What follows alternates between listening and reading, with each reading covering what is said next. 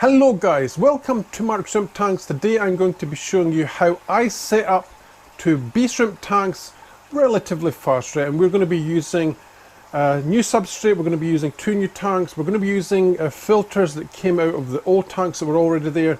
We're going to be doing a thing called ghost feeding as well to get the tanks matured up and cycled and ready for us to put new shrimp in, guys, because I have tanks that I want to breed more bee shrimp in, but they're kind of at the limit to what I can do, right? So we have 2 new tanks to play with. Today we're going to be setting that one. But before we get into that, guys, right, I want to remind you that the last video I said, if you want to do something, watch the entire video. I need you guys to do that today, right? So the people that do watch the entire video, they'll know exactly what I'm talking about, okay? Let's get on with this. Let's have a little look at the tank before we get started. I'm going to show you the Akadama in a second. This is the tank that holds approximately 50 litres of water. It has a 1/2 inch ply base on the bottom, so there's absolutely no bending. There's no overhang because it goes all the way to the side here. Let's have a little look at the Akadama. Let's unbox it together. I will leave a link for this Akadama in the description. Taki Bonsai in Norway. What a godsend there. I bought probably 5 or 6 bags from them so far. Shipping isn't too bad, guys. I paid roughly, I don't know, $60–70 for this, and it is a lot for bonsai soil, but that is the price you pay when you live in Norway. Let's have a little look, because it is worth me explaining to you guys what this is as well. Let's get it out of the bag. Oh yeah. Okay, so here is the soil. It is double red lined. You can see the 2 red lines on it. Ibraki is where the soil actually comes from. Ibraki Akadama. I'm trying to see if there's anything else it says in here that I can read to you, but I can't. It's all in Japanese, right? So the actual size is that. You can see it. Of course, we'll put this in the tank. It is between 3 and 5 millimeters. Double red line soil. Just make sure, guys, that when you get this, there is either this, there's a triple white line version, double red line, or one that just says Ibaraki on it as well, right? But if you can understand Japanese, you want the one that is hard baked. Baked in an oven makes it hard. If you don't get the one that's baked in the oven, what happens is it will disintegrate slowly over time, right? So let's get this into the tank. This is 14 litres, weighs 9 kilos, 14 litres. Will last me a long time. That is something else that we will be doing with these tanks as well. Is I'm going to try and go minimalistic with these tanks, so we will be looking to put in probably 2 or 3 litres of this Akadama. Let's have a little look when we're here. Actually, I can open the bag. You can see the price there, 349 kroners, which is, I don't know, I thought it was about $40–50, but it might be a little bit more than that actually. Let's have a little look at the grain size. There you go. It's actually, the grains are a little bit bigger as well, which is cool. I like that. I like to see the slightly larger ones, right? So this might be the one that is 5 to 7 or 8 millimeters. You can see the slight difference in size compared to my other tanks. But I like it. I like the soil that's a little bit bigger than this. So very good. Let's get this over to that tank. Alright guys, we have a few litres of Akadama bonsai soil here. Let's go up to the tank. You can see the grain size a little bit better here as well, isn't it? Nice big grain size. I think this is probably the medium size. You get one smaller on this and you definitely get the one that's bigger as well, right? So this is 1 litre. I'm going to pan you up, guys, now so you can see the actual tank. Alright guys, we're going to put in our 1 litre first, like so. I'm just going to put it into the middle, and then we're going to get our 2nd litre, which is 2 little half ones because I didn't have another little plastic jug. By the way, guys, as well, I don't know if you guys do this, but sometimes when I'm throwing away plants and stuff into the compost heap, I go to throw the jug like this, right, and twice I've done it and the handle is snapped off. So a little bit warning there, don't throw stuff with your little jug anywhere into the compost heap because there's a real high chance that it will snap. Right, let's just level this out with our hand and have a look.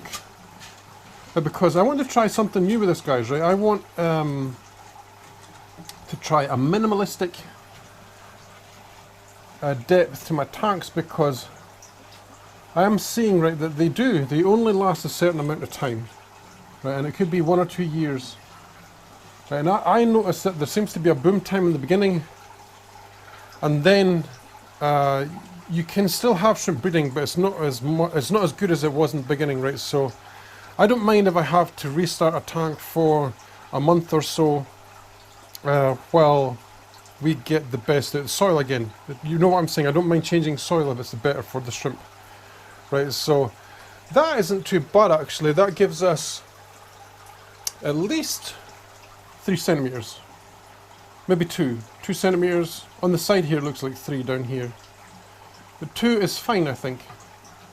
Right, and the thing to remember with this type of soil as well is it's not as processed as the other soils that you will get, right? So you will get things like bits of bark in this root and whatever, right? And most of the time that stuff floats when you're putting your water in, right? So all you need to do is scoop it out with a net. Right, let's get on to our water preparation. I have my RO bucket set up there. We just put in the salts, give it a mix, put the filter in, and that is basically it for this.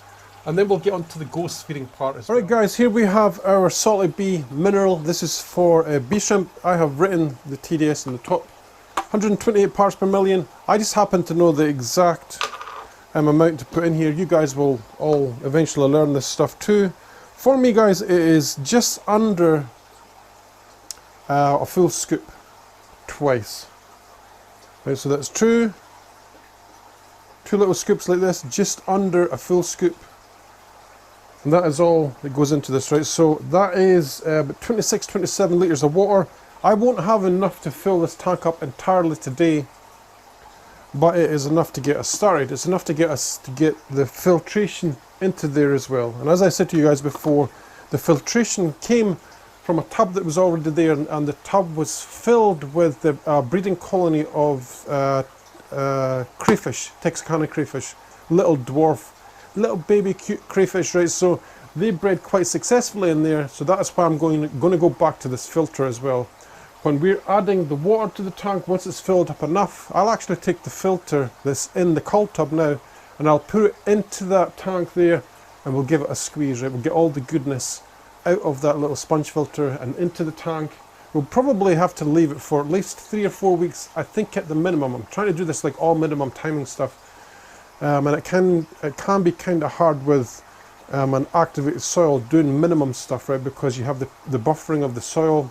There's cation exchange event happens with the soil as well. So the soil is going to actually draw out the minerals from the water, right? This is something that we have to watch for. This is why I don't believe it's possible to set up a bee shrimp tank and put stuff in it the same day. It just doesn't work like that with active soils. If you do that, you probably risk killing your shrimp, right? So do it this way and you'll be absolutely dandy. Let's get on with it. Let's mix our little vat of water here. Not the best angle ever. And I'm just going to mix it like this, guys. This is also my feeding tube that I use for all my tanks. It's actually measured so that I can feed every single tank in the room without getting my hands wet, right? So I went to the biggest tank, the deepest water, and I measured it, and it just doubles up, guys, as a mixing stick as well. It's always better if you can find stuff with this dual purpose kind of thing. Right, so let's get my TDS pen, if I can reach without pulling the camera over. HM Digital TDS 4. Let's switch it on. This water has been aged since yesterday, and it's been circulated. There's oxygen going through it, there's air going through it, and it is 140 parts per million, right, which is fine. For the first batch of water that's going to go in here, 140 parts per million is fine, right? So our goal was 128. 140 is damn near close enough, because as I said, when we put this water in there, that soil is going to start to suck out the minerals, right? So once we are pretty sure that the clay is not going to suck out more minerals out of the water, that's a good time for you to add things like snails and plants, right? So for this tank specifically, that might take 1 or 2 days. All right, let's get on with it. Okay, we are ready for our water supply. Let me quickly bring over my little hose. You guys will just see the water hitting the side of the tank, like so.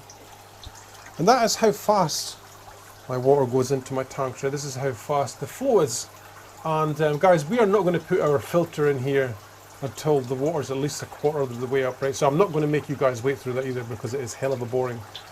Just a quick note with Akadama when you're filling up, if you fill it up much faster than this, it can get quite muddy. But trust me guys when I say this, it does settle down again, right? The Akadama does it, it actually settles down. Your filter will suck up some of the powder as well.